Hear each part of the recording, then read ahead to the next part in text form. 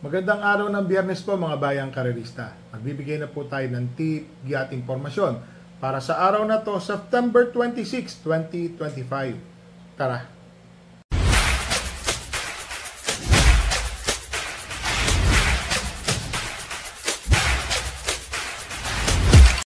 So mga bayang karerista, ngayon pong araw ng Biyernes, meron pong hinandang 7 karera. Pakita ko lang po muna ang ating kopya.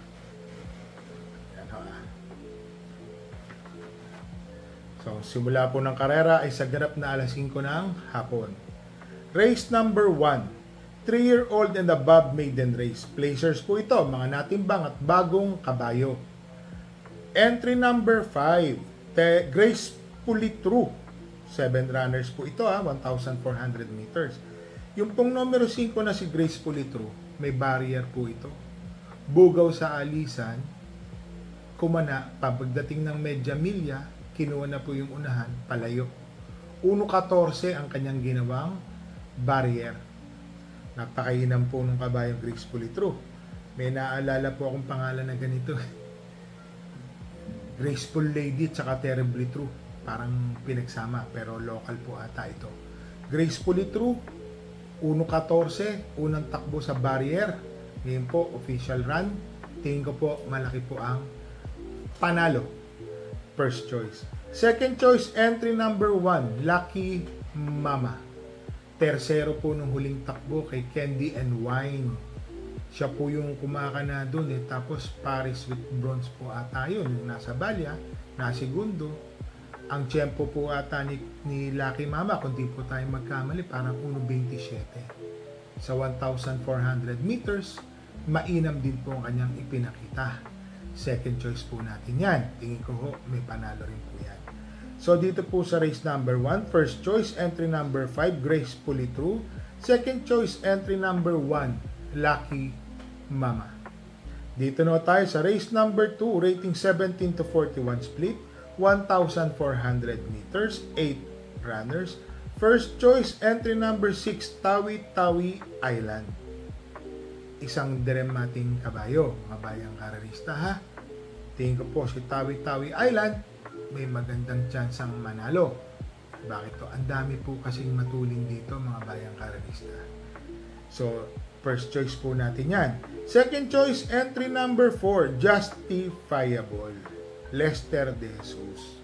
Ito pong si Justifiable. Pag nakakuha po ito ng 2 kwarto sa unahan, pagdating po niya ng rekta, pass your paper na po yan. Basta wag lang po siya malutya o mahabol agad. Kasi alam po si Justifiable, pag nakampante ng 2 kwartos siya, malaki po ang panalo niyan. Third choice, entry number 8, Heritage. Gaya po ng sinabi ko sa inyo, si Heritage po is pwedeng sumunod ng tersero or kwarto pwestong malapit. Marami po kasi ako nakikitang matulin dito. Sinag, Footloose, Justifiable. Ito pong tatlo na to, tas si Heritage po, alam ko matulin din ito. Pwedeng manood to ng kwarto pwesto, papalakas. Or quinto, papalakas po yan. Pwede po manalo. Magandang bihado po yan, Heritage. So dito po sa race number 2, first choice, entry number 6, Tawi-Tawi Island. Second choice, entry number 4, Justifiable. Third choice, entry number 8, Heritage. So dito na tayo sa race number 3. Rating 42 to 56 split, 1,400 meters, 6 runners. Entry number 2, part-time lover. Napakatuling kabayo. Na kwarto or quinto po siya nung huling tumakbo kay Charge the Castle. So solohin ko na po ito. 1 for the day. Entry number 2, part-time lover. Napakainam po. Imagine, nauna po siya kay Charge the Castle. Naunahan po niya ng 2 kwartos. Yun lang talagang sabihin natin na para kay Charge the Castle po yung karera na yun. Napakainam po ng pinakita ni Charge the Castle. O dihado biglang na tercer llamado malayo, biglang na llamado po nun si Charge the Castle o segunda llamado dikit So doon pa lang alam na natin na magaling po si Charge the Castle. 1.25 po at ang tinapos niya sa same distance na 1,400 meters. Ito naman si part-time lover, parang 1.26. Pero ang lakas po ng laban nun mga bayang karerista. Kaya dito po sa race number 3, Entry number 2, part-time lover. Solo, 1 for the day. So dito na tayo sa race number 4, rating 17 to 41 split, 1,400 meters, 9 runners. First choice, ipapampremera ko na po ito. Entry number 2, Bonnie Avenue. Nung nakaraan medyo hindi maganda yung kanyang naging lundag. Tapos yung numero 8. Ito po kasing kabayo ko na to mga bayang karalista. Si Bonnie Avenue, talaga ang problema po talaga niyan, kahit noon pa, is starting gate. Pag ito pong si Bonnie Avenue, lumabas po ng magandang lundag sa starting gate, mapapalaban po talaga sila dyan. Ngayon po, first choice po natin si Bonnie Avenue. Tingin ko ho, malaki po ang chance ang manalo. Wag lang po ulit magkakaroon ng aberya o problema sa starting gate po sa lundagan. Yun po. Second choice, entry number 3, Fast Sailing. Itong si Fast Sailing, maganda rin pong numero 3. Tingin ko ho, may panalo rin po ito si Fast Sailing mga bayang karalista. Ha? Para sa akin po, kalaban na kalaban po yan. Second choice ko po. At naglagay po ako ng third choice, entry number 1, Bisyo Magserbisyo. Mababa na rin po sa laban si Bisyo Magserbisyo. Tingin ko ho, may panalo na rin po yan. Samba po natin yan, mga bayang karalista. So, dito po sa race number 4, first choice, entry number 2, Bonnie Avenue. Second choice, entry number 3, Fast Sailing. Third choice, entry number 1, Bisyo Magserbisyo. So, dito na tayo sa race number 5, rating 17 to 41 split, 1,400 meters, 8 runners. First choice, entry number 8, Beyond Compare, John Albin Guse. Napanood naman natin yung pagkakasakay ni Albin kay Manipur Gabriel. Napakainam po ng pagkakadala. 1.27 yung kay Manipur Gabriel. Marami nasa gitna pa. Doon po ako natuwa. Bakit to? Hindi ko siya sumandal. Iba ho talaga si Albin Magdala. Napakainam po. So ito pong si Beyond Compare, ipa-first choice po natin yan. Meron po kasi siyang tiyempo na 1.27 din po. Nung pong tumakbo yan ng grade, doon pong yung pong 3-year-old, nanalo po yan. Bukod po sa maiden, tas nanalo pa po siya ng 3-year-old. Napakainam po, 1.27 ang tinapos. Kila Supreme Dynasty, yun po ang segundo, tas yung iba pa. Doon pa po sila River South po ata yun. Pero ito pong si Beyond Compare, tingin ko po bumaba ang laban, malaki po ang tsansang manalo. Second choice, entry number 2, Blame the Ghost. Meron po kasi si Blame the Ghost sa 1,400 na 1.25 medya o 1.26, sabihin natin ganon. Ito po kasi si Blame the Ghost, nung tumakbo po siya nun, nasa likod, biglang nanalo, rumemate. Tercero, kwarto pwesto malapit, pag-check malayo. Tapos yun nga po, meron po siyang tiyempo na iba po ang nanalo, 1.25. Pero ito pong si Blame the Ghost, kung mapapansin natin, naglaban na rin po sila ni Beyond Compare. Sa tiyempo po sa mixing karera, 1.14, 1.15, isang segundo, deremate. Tingin ko po may panalo po ito, si Blame the Ghost, second choice. So dito po sa race number 5, first choice, entry number 8, Beyond Compare. Second choice, entry number 2, Blame the Ghost. Dito na tayo sa race number 6. Rating 42 to 56, 1,400 meters. Full gate po tayo dito mga bayang karerista.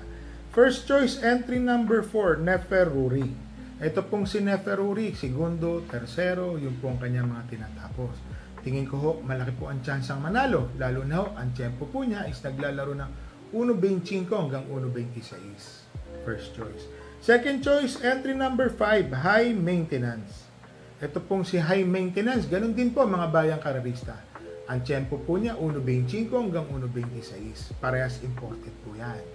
Naglagay po ako ng third choice. Galing sa panalo, entry number 2, Wild is the Wind. Ito pong si Wild is the Wind, mga bayang karerista. Para sa akin po malaki po ang panalo. Nung huling takbo po niya, nagkaroon po ng habulan between Manipur Gabriel and Mystic Jude. Si Wild is the Wind po, nanood ng kwarto, quinto pwestong malayo. Pagsungaw po ng rekta, bandera na po agad si Wild is the Wind. tumapos din po siya ng tiyempong 1.25.5. Tingin ko ho, may panalo naman, magandang dehado. Wala po tayo ng mga debandera dito. Bakit to? Ang dami yung matulin. Gentleman Bell, Basket of Gold, Winter on Fire, Runway 10. Yan po yung mga matutulin dito, mga bayang karerista. So dito po sa race number 6, first choice, entry number 4, Neperuri. Second choice, entry number 5, High Maintenance. Third choice, entry number 2, Wild is the Wind. So dito na tayo sa race number 7, 1,400 meters. Rating 17 to 41 split. 10 runners. May kabayo po tayo dito. Couple entering 6 and 6A. Who's That Girl? And 6A, Donya Chichay. Tingin ko naman po, sana makachamba po sila. First choice ko po. Ito pong si Who's That Girl. Medyo lately, gumaganda na po. Parang pampito po yung kanyang tinapos. Si Who's That Girl naman, panlima po ata or pang-anim tumapos. May kapoto po siya. Yun po ang pagkakalam ko. Pero ito naman pong dalawang kabayo na to, makakaasa po kayo na labas po yan. Nagpahiyang po tayo. Palit sakay. Kung mapansin nyo po, Lester po ang sasakay kay Who's That Girl. Si Albert Serios po kay Who's That Girl. Sana po makaraos, first choice. Second choice, entry number 4, Achi Holly. Ito pong si Achi Holly. Remate po ito, mga bayang karerista. Nung rememate po ito nung nakaraan na segundo po itong malapit para isa't kalahating katawan sa nanalo, bigla pong sumulpot sa bandang likuran. Sa gitna po nagdaan. Akala ko po mananalo yan, diyado. Tingin ko po may panalo po, malaki. Achi Holly. Third choice, entry number 1, Axis Deviation. Third choice din po, third place po itong dumating. Malakas po ang nakalaban. Para sa akin po, may panalo at ang tempo po din niya is 1.27.5 o 1.28. Tingin ko po, may panalo din po ito, si Axis Deviation. So, dito po sa race number 7, first choice, couple entry 6 and 6A, Who's That Girl and 6A, Donya Chichay. Second choice, entry number 4, Achi Holly. Third choice, entry number 1, Axis Deviation. So, mga bayang karerista, ngayon pong araw ng Biyernes, i-recap lang natin. Meron po tayong mga kabayong magsisitak. Race number 4, entry number 2, Bonnie Avenue. Tingin ko po, wag lang po magkakabirya sa starting gate. Malaki po ang panalo ni Bonnie Avenue. Sana makaraos po siya under Lester De Jesus.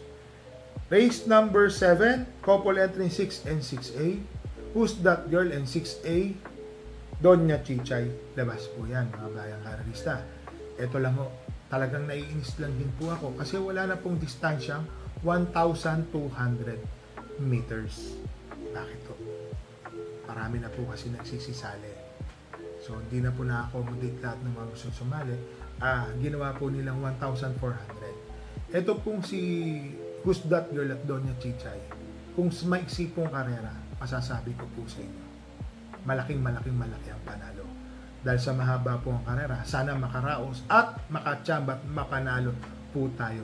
Yan po, sa akin po maririnig yan, mga bayang karerista. Bakit to? Si Who's That Girl, unang takbo, na tersero po yan, 1,200 meters, 1.14.5. Pero ang track condition po nun iba, mga bayang karerista. In-explain ko lang sa inyo, mabilis po ang track nun, matigas. Yan po, kaya maganda po ang tiyempuhan. Ngayon po, tumakbo po siya recently, pang-5 or pang-6 po siyang dumating. Ganon din po, tingin ko ho, nandun naman, pwede naman manalo. Sana makachamba. Yun lang o, yung bubungguin na tiyempo, 1.27, 1.28, base sa calculation namin, almost 1.28 din po ang kayang gawin. Yan o, sa akin yung narinig yan. Donya Chichay naman, alangan po ako sa panahon, mga bayang karerista. Alam niyo naman kung bakit. Sana naintindihan nyo.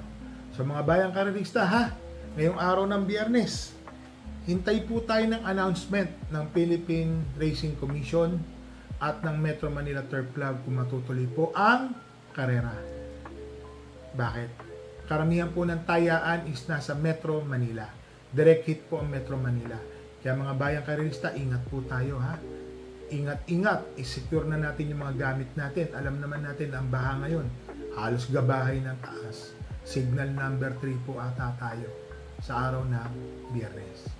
So, kung matutuloy man po ang karera, parati po namin kayong nire-remind. Bet small, win big, bet big, lose big. Magdala po tayo ng payong at tubig na maiinom. So mga bayang karerista, happy racing po sa inyong lahat and stay safe po.